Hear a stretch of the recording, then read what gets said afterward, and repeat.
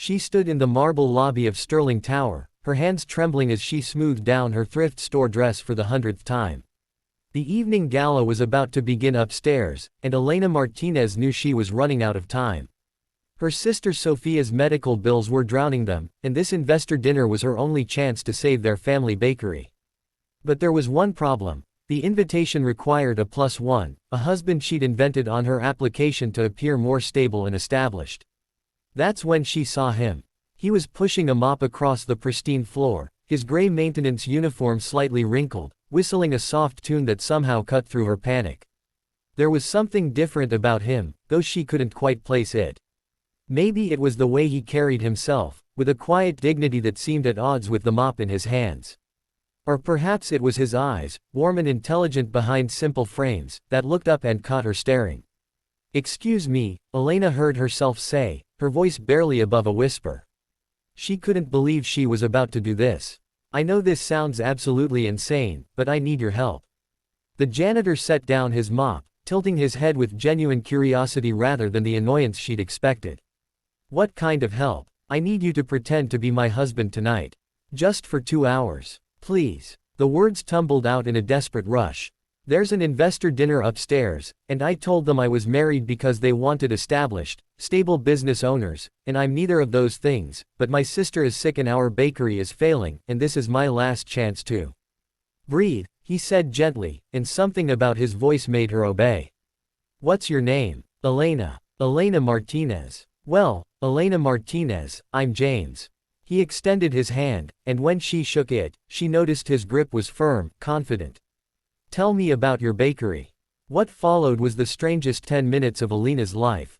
Standing in that empty lobby with a janitor she'd just met, she poured out her heart. She told him about her abuela's recipes, about Sophia's leukemia diagnosis, about the gentrification pushing out small businesses like hers, about the investors upstairs who represented her last hope for a loan to keep the doors open. James listened with an intensity that made her feel like she was the only person in the world. He asked questions that showed he understood business, questions that surprised her with their sophistication. When she finished, he looked at her for a long moment. "Okay," he said simply. "Let's go save your bakery." "Really?" Elena's eyes filled with tears. "You'll do it. On one condition. You have to trust me completely up there. Can you do that?" She nodded, not knowing what else to do. Together, they rode the elevator to the 42nd floor. In the mirrored walls, Elena studied their reflection. She in her modest dress, he in his maintenance uniform. This was never going to work. "Wait," James said as the doors opened. He removed his uniform shirt, revealing a crisp white dress shirt underneath. From his pocket, he pulled out a tie and began knotting it with practiced ease. Suddenly, he looked different. Polished. Professional. Like he belonged. The ballroom took Elena's breath away.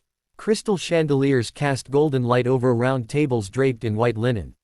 Men in tuxedos and women in designer gowns mingled with champagne flutes.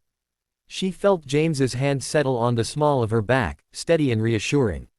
"Remember," he whispered. "Trust me." They approached the registration desk, where a woman with a severe bun scanned her list. "Name: Elena Martinez, +1. The woman's eyes traveled over James's maintenance pants, and her lip curled slightly. "I'm afraid there's a dress code. Is there a problem?" James's voice had changed. It carried an authority that made the woman pause. "No, sir. Good. We'll take our seats." Elena marveled at how he navigated the room. He pulled out her chair with old-world courtesy, engaged the other couples at their table with easy charm, and somehow made his mismatched outfit seem intentional rather than inadequate. When the investors began circulating, asking about business ventures, James transformed. "My wife's bakery is a testament to sustainable community investment," he said, his hand finding Elena's. "She's maintained 97% customer retention over 5 years, with a profit margin that's grown despite economic headwinds. But more importantly, she's kept authentic culture alive in a neighborhood that's losing its identity." The investors leaned in, intrigued. Elena stared at her husband, in shock. Those were her exact numbers, details she'd barely mentioned in the lobby. How did he remember everything? One investor, a silver-haired man named Richard Chambers, seemed particularly interested. That's impressive, but what makes you different from every other small bakery asking for capital? Elena opened her mouth, but no words came. The pressure of the moment crashed over her. James squeezed her hand under the table. Tell them about the Wednesday tradition, he said softly. The one you mentioned downstairs. And somehow, his confidence became hers. Elena began talking about how every Wednesday, her bakery offered free pan dulce to the elderly residents who'd been displaced from the neighborhood, how she'd created a training program for at-risk youth, teaching them both baking and business skills. She spoke about her abuela's philosophy, that food wasn't just sustenance, it was love made visible. When she finished, there were tears in several investors' eyes. Richard Chambers pulled out his card. Come to my office Monday morning. I think we can help each other. Elena nearly collapsed with relief. As the evening wound down and they escaped to the lobby, she turned to James, laughing and crying simultaneously. I don't know how to thank you. You were amazing up there. You remembered everything I said, you knew exactly what to say. She paused, really looking at him for the first time. Who are you really? James smiled, a bit sheepishly. I suppose I should explain. My name is James Sterling. This is my building. Elena's world tilted. Your building, but you were mopping floors.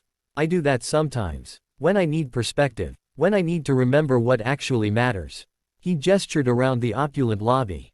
It's easy to forget, up in the executive suite, that real life happens down here. That every person has a story. That success isn't about the money you make, it's about the lives you touch. You're the James Sterling, the billionaire. Elena backed up, mortified. Oh my God, I asked a billionaire to pretend to be my husband. I'm so sorry. Don't apologize. His voice was gentle but firm. You gave me something tonight, Elena. You reminded me why I started my first business 30 years ago. It wasn't about wealth. It was about my mother, who cleaned offices to put me through school, who taught me that honest work has its own dignity. He reached into his pocket and pulled out a business card. That investor who gave you his card. He's legitimate, and he'll help you. But take mine too. Because I'd like to invest in your bakery personally. Not because I feel sorry for you, but because what you're building matters. You're not just baking bread. You're nourishing a community. Elena looked at the card through tears. Why would you do this for a stranger? Because you weren't looking for a handout tonight. You were looking for a hand to hold.